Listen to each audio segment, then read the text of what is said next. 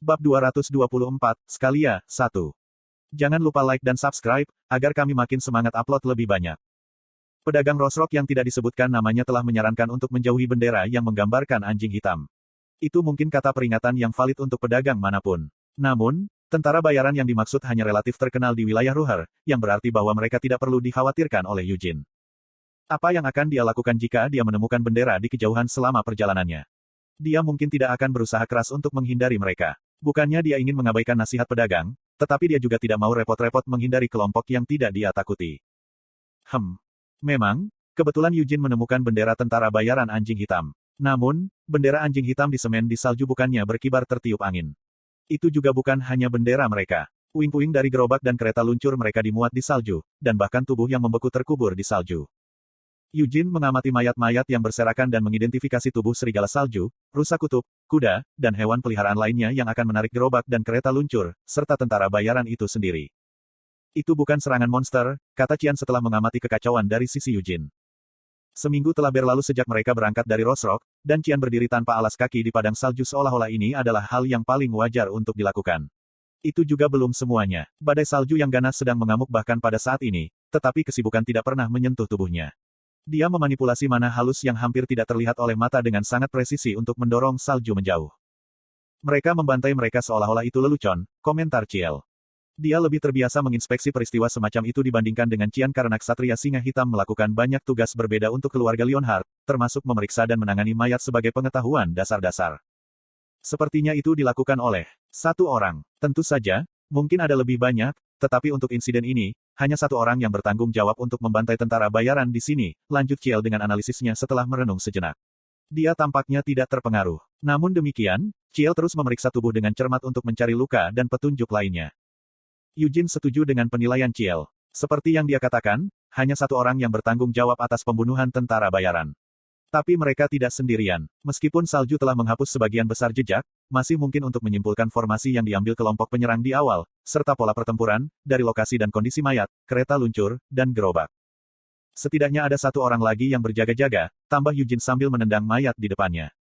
Ciel juga benar dalam pernyataan awalnya, mereka telah dibunuh dengan sikap acuh tak acuh, bercanda seolah-olah pelakunya tidak peduli sama sekali. Orang yang bertanggung jawab tidak mengayunkan pedang mereka dengan maksud untuk membunuh. Sebaliknya, mereka tetap setia pada keinginan mereka untuk memotong lawan mereka. Luka-luka itu menunjukkan bahwa orang yang bertanggung jawab telah menggunakan pedangnya bukan karena mereka ingin membunuh tentara bayaran tetapi karena mereka ingin memotongnya. Dengan demikian, luka pada tubuh tidak beraturan dan dangkal. Tentara bayaran telah terluka, dibiarkan lari, lalu ditebas dari belakang. Di lapangan terbuka dan seluas ini, seseorang dapat melarikan diri ke segala arah jika diinginkan. Namun, semua tentara bayaran telah jatuh saat melarikan diri ke arah tertentu. Dengan kata lain, pilihan mereka terbatas dalam jalur pelarian mereka, menunjukkan kehadiran lain selain si pembunuh yang menghalangi mereka mundur. Tapi orang yang bertugas mencegah pelarian mereka tidak menggunakan pedang mereka tetapi hanya menggiring tentara bayaran. Siapa itu? Gumam Qian. Pada awalnya, dia pikir itu bisa saja terjadi pertikaian antara tentara bayaran. Karena mereka dikatakan keji, tidak mengherankan jika perselisihan internal segera menyebabkan penusukan. Tapi menilai dari jejak yang tertinggal, apa yang terjadi di sini bukanlah pertempuran karena konflik internal maupun eksekusi antara tentara bayaran. Sebaliknya, itu adalah permainan pembantaian dan eksekusi yang menyenangkan. Aku mengerti bahwa mereka telah melakukan hal-hal buruk di sana-sini, tapi ini bukanlah akibat dari kebencian, kata Qian dengan muram. Tentara bayaran anjing hitam sedang dalam perjalanan ke Lehain untuk berpartisipasi dalam Night March, tetapi dalam nasib buruk mereka, mereka bertemu dengan seorang pembunuh yang membantai untuk kesenangan. Mayatnya juga tidak tua. Meskipun sulit untuk menentukan waktu pasti kematian mereka karena betapa bekunya mereka, salju selalu turun di lapangan ini. Saat ini juga turun salju, dan sebelumnya juga turun salju. Salju turun di pagi hari, saat fajar, dan di malam hari. Meski demikian, mayat dan berbagai puing tidak terkubur seluruhnya. Apa yang akan kamu lakukan? Christina bertanya setelah berdiri begitu dia selesai berdoa untuk orang mati. Dia melanjutkan sambil melihat kembali ke arah Eugene dengan mata khawatir, saya tidak tahu identitas penyerang, tetapi jika mereka menargetkan orang-orang yang berpartisipasi dalam Night March. Bukankah ada kemungkinan mereka akan menyerang kita juga? Kalau begitu aku akan bertanya kepada mereka, kata Eugene sambil mengangkat bahu sebelum menunjuk ke Abel. Mer mencubit hidungnya dengan cemberut sambil menunggangi punggung Abel. Dia cemberut sambil melihat bergantian pada mayat dan permen di tangannya. Permenku merah seperti darah. Saya kehilangan nafsu makan, aku tidak mau memakannya lagi. Kalau begitu jangan. Lagi pula itu akan membuat gigimu membusuk, jawab Eugene. Gigi saya tidak akan pernah membusuk, tidak peduli berapa banyak permen yang saya makan. Dan Anda menyuruh saya untuk tidak memakannya membuat saya ingin memakannya lagi, Sir Eugene. Mer menjulurkan lidahnya yang merah karena memakan permen. Setelah melirik Mer, Eugene mendekati Abel dan mengelus dahinya. Cium baunya dan ikuti. Apakah itu benar-benar diperlukan? Tanya Mer. Lebih baik menemukan pembunuh gila yang tidak dikenal ini daripada waspada, jawab Eugene sederhana. Tapi bagaimana jika itu seseorang yang sangat kuat? Mer bertanya balik. Mereka tidak sekuat itu. Anda bisa tahu dari bagaimana mereka menggunakan pedang mereka. Orang yang menonton mungkin lebih kuat, tapi itulah alasan kita harus menemukan mereka terlebih dahulu, jawab Eugene. Serigala salju memiliki indera penciuman yang sangat baik, dan serigala, serta monster, dapat melacak mangsanya bahkan selama badai salju yang dahsyat. Selain itu, Abel cukup cerdas, seperti yang dijanjikan Raja Binatang, jadi dia mengerti persis apa yang diinginkan Eugene. Hendus hirup-hirup. Abel mengendus-endus tanah sambil berjalan di antara tubuh-tubuh itu, lalu berteriak pelan. Dia kemudian mengangkat kepalanya dan berbalik sebelum melirik Mer. Mer tersenyum padanya, lalu menepuk pantat Abel. Dia telah mengembangkan hubungan yang baik dengannya selama minggu yang mereka habiskan bersama.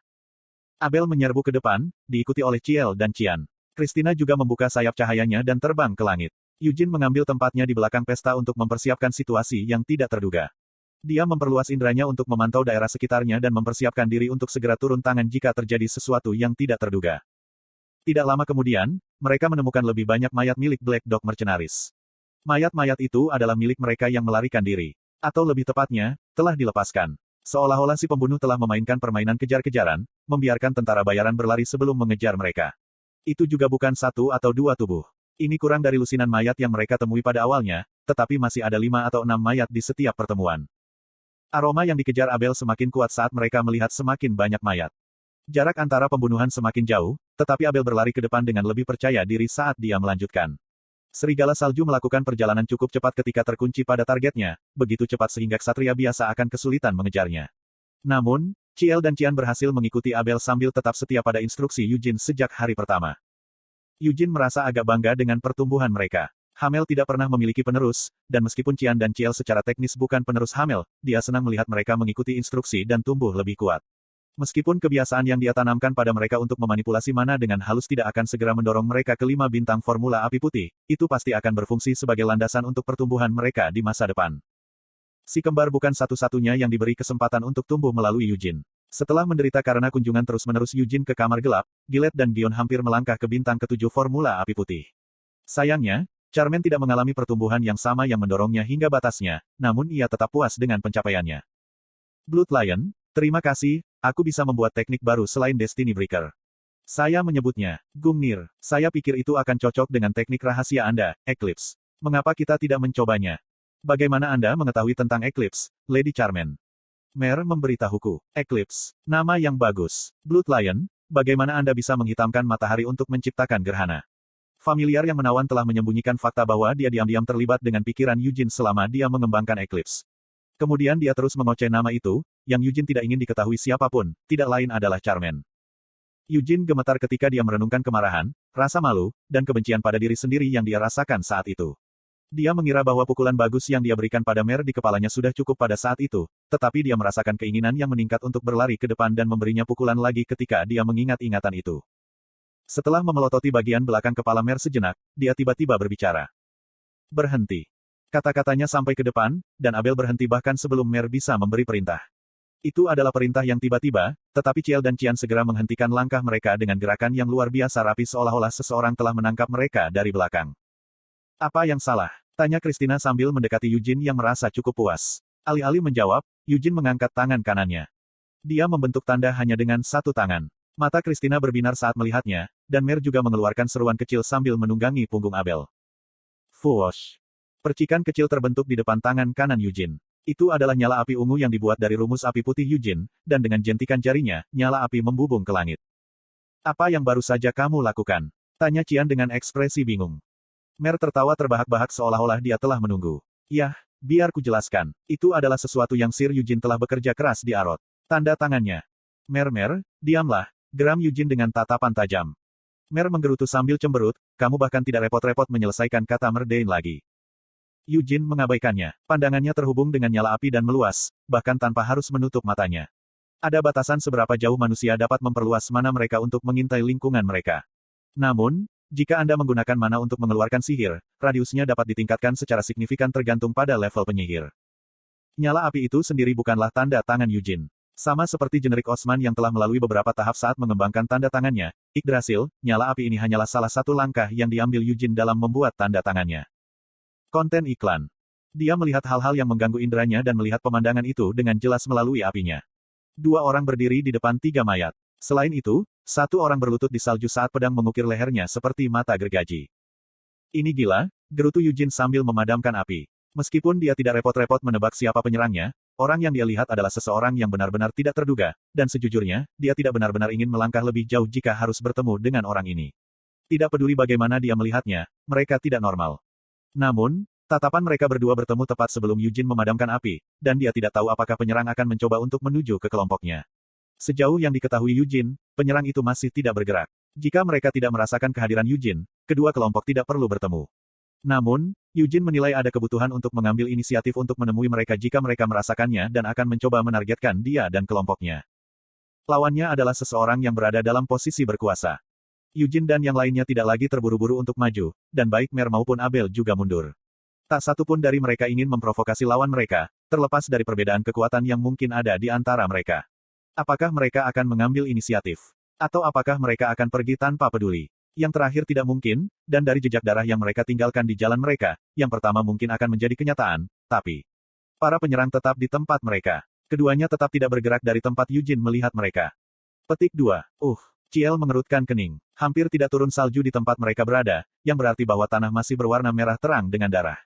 Panas dari cairan merah telah menghilang, tetapi bau amis yang unik dari kotoran yang dibuang dari orang mati sangat menodai area di dekatnya. Ada lebih banyak darah dan bau dari mayat biasa karena mereka telah dibunuh dengan cara yang begitu mengerikan. Yujin membentangkan jubahnya tanpa sepatah kata pun. Mer tidak takut dengan pemandangan itu, tapi dia masih menganggapnya mengerikan. Karena itu, dia tidak memprotes undangan Yujin dan tanpa ragu memasuki surganya. Sementara itu, Christina membacakan doa untuk almarhum setelah menghela nafas kecil. Jangan bilang, kata Qian setelah ragu beberapa saat. Tangannya tetap pada gagang pedang yang tergantung di pinggangnya. Putri Scalia Animus. Kedua orang yang berdiri di depan mengenakan baju zirah yang memancarkan cahaya ungu pucat, tetapi mengenakan mantel musim dingin tebal apapun yang cocok untuk tanah yang membeku. Meskipun baju zirah mereka kelihatannya terbuat dari logam, itu tidak menempel pada daging dalam cuaca dingin. Mithril terkenal karena mampu menyerap mana dengan sendirinya, tetapi armor mereka terbuat dari sesuatu yang bahkan lebih berharga, Oir Halcon. Baju besi yang terbuat dari logam langka ini melindungi tubuh pemiliknya dari segala jenis bahaya, bahkan tanpa prasasti atau pesona sihir yang terpisah. Armor itu dikenal sebagai Exit, dan itu milik kerajaan Laut Simuin.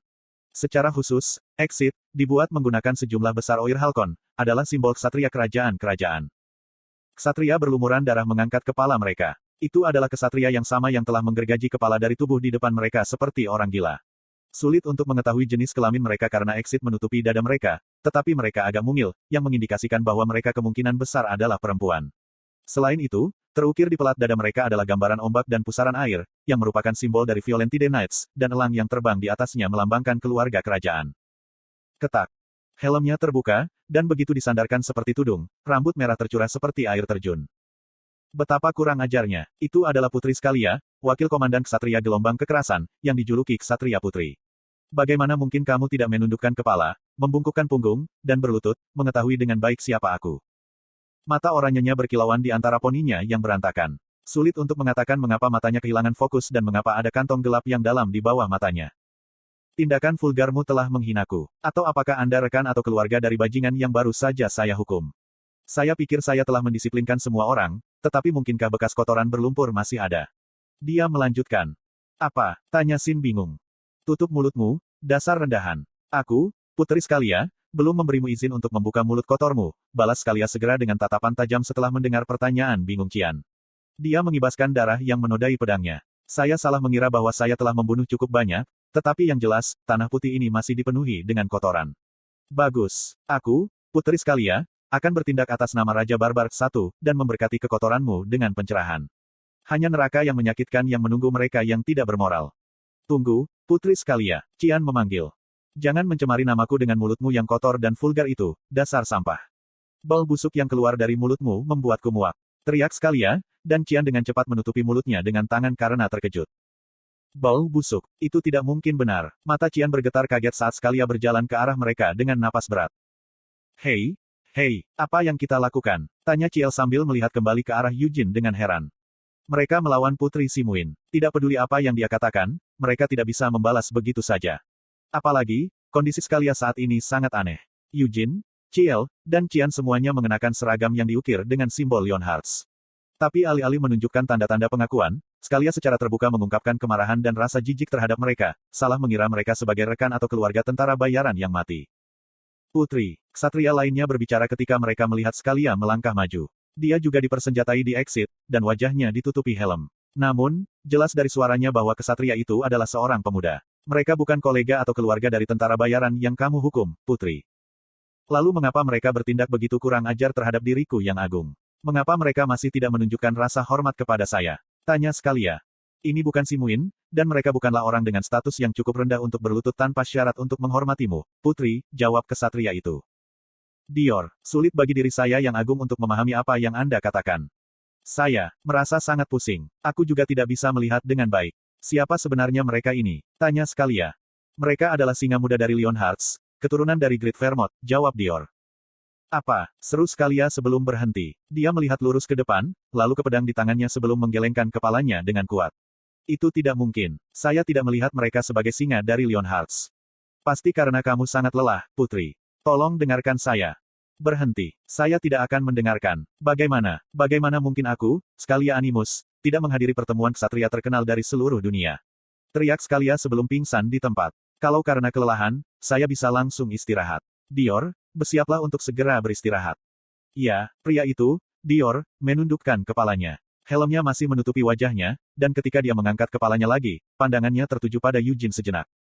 Kalian semua, datang ke sini dan duduk, kata Scalia. Datang dan bicara. Mengapa Anda banyak berkeliaran di lapangan bersalju, dan mengapa Anda menghalangi diri saya yang agung? Kami sedang dalam perjalanan ke Night March sebagai anggota keluarga Lionheart, jawab Qian, tangannya masih menutupi mulutnya. Scalia mendengus sebelum menggelengkan kepalanya. Jangan bohong, dasar petani rendahan. Jika Anda benar-benar anggota keluarga Lionheart, lalu mengapa perilaku Anda begitu buruk? Di mana para ksatria Lionheart yang pemberani? Itu. Aku telah melihat langsung kebohonganmu. Beraninya kau mencoba menipuku. Aku akan segera mengeksekusimu dan, teriak Scalia. Lalu mengapa kamu berkeliaran di ladang bersalju dengan hanya satu ksatria yang menemanimu, Putri? Eugene bertanya setelah diam-diam mendengarkan percakapan untuk sementara waktu. Aku melihat orang-orang yang kau bunuh, Putri. Tentara bayaran anjing hitam. Saya pernah mendengar bahwa mereka adalah kelompok yang busuk, tetapi metode eksekusi mereka berlebihan untuk sifat kejahatan yang mereka. Beraninya kamu mencoba menilai sifat kejahatan mereka. Kamu tidak memenuhi syarat. Raung Scalia, menyela Eugene. Lalu kualifikasi apa yang kamu miliki untuk menilai mereka, Putri? Tanya Eugene. Diri kerajaanku hanya menanggapi tangisan orang miskin, meminta hukuman mereka. Anda bertanya mengapa saya berkeliaran di ladang salju hanya dengan satu ksatria. Itu 1 minggu yang lalu. Diriku yang agung dan ksatria gelombang kekerasan berhenti di sebuah desa penduduk asli untuk beristirahat. Namun, desa tersebut telah dijarah hingga kelaparan. Sampai-sampai mereka tidak dapat menemukan cara untuk bertahan dari hawa dingin yang langsung. Gemuruh Scalia. Itu adalah kejahatan mengerikan yang dilakukan oleh tentara bayaran sampah yang menjarah desa sebelum para ksatria gelombang kekerasan mampir. Diri bangsawan saya menemukan orang-orang di desa itu menyedihkan dan melepaskan perbekalan dari Violentide Knights dan membagikannya ke desa. Kemudian saya memutuskan untuk menghukum sampah itu sendiri karena itu adalah hal yang benar untuk dilakukan. Namun, itu jelas terlalu berlebihan untuk memobilisasi semua ksatria hanya untuk menghukum sekelompok tentara bayaran. Sementara Scalia berbicara, Dior selesai mendirikan kemah. Dia mendirikan tenda melawan badai salju dan meletakkan kain lebar di atas tanah. Begitu dia menggulung bola kecil di tengahnya, benda itu membengkak besar dan mulai memancarkan panas dan cahaya. Putri Scalia melanjutkan, jadi aku memutuskan untuk mengejar dan menghukum mereka sendirian, dan Komandan Violentide Knight dengan rela mengizinkanku untuk melakukan tugas yang baik ini. Itulah mengapa diri saya yang agung berkeliaran dengan Dior, ajudan saya, untuk membersihkan sampah. Jadi, apakah Anda mengatakan bahwa metode eksekusi saya berlebihan? Mereka adalah orang-orang berdosa yang pantas mati menggeliat kesakitan. Penduduk desa mungkin mati dalam cuaca dingin yang membekukan jika saya tidak merawat mereka. Bukankah hanya orang-orang berdosa yang menyebabkan rasa sakit dan penderitaan yang begitu menderita sebelum mereka mati? Sementara dia melanjutkan, Dior naik ke tenda dan duduk. Alih-alih melepas exitnya, Scalia meraih dan memeluk bola hangat itu dengan kedua tangannya. Jadi mereka. Putri. Tidak, Dior. Saya baik-baik saja. Saya tidak perlu istirahat. Scalia merasakan matanya yang lelah mengancam untuk menutup. Setelah menggertakkan giginya sambil tetap diam, dia melemparkan bola itu keluar dari tenda. Aku tidak membutuhkan ini. Aku tidak butuh yang seperti ini. Pedangku. Tidak, aku perlu istirahat sebentar. Dia mengkontradiksi dirinya berulang kali. Memang, kondisi Scalia di luar pemahaman. Silakan datang dan duduk, kata Dior. Scalia tidak berkata apa-apa lagi dan duduk sebelum memeluk lututnya sambil mengunyah bibirnya. 1. Dia sebenarnya mengacu pada Raja Binatang, Aman Ruher, sebagai Raja Barbar.